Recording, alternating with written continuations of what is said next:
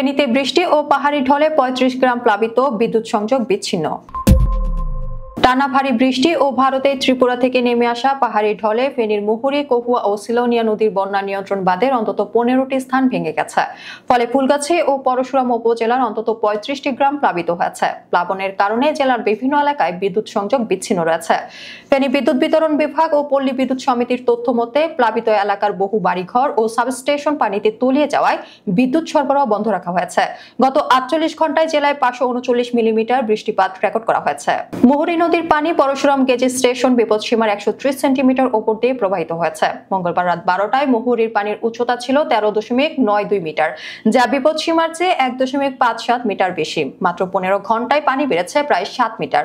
পাওয়া জানায়, মুহুরী, কহুয়া ও সিলোনিয়া নদীর উভয় তীরে পরশুরাম ও ফুলগাছি উপজেলায় অন্তত ১৫টি স্থানে বাঁধ ভেঙে পানি প্রবেশ করেছে।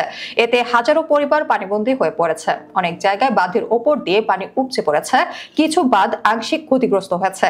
পরশুরামের চিতলিয়া গ্রামের জাকি আক্তার জানান, রাত ৮টার দিকে পানি বাড়তে শুরু করলে তারা নিরাপদ স্থানে সরে যান। মির্জানগরের রফিকুল ইসলাম অভিযোগ করেন, সময় মতো ব্যবস্থা না নেওয়ায় বল্লামুখা বাঁধ দিয়ে পানি ঢুকেছে।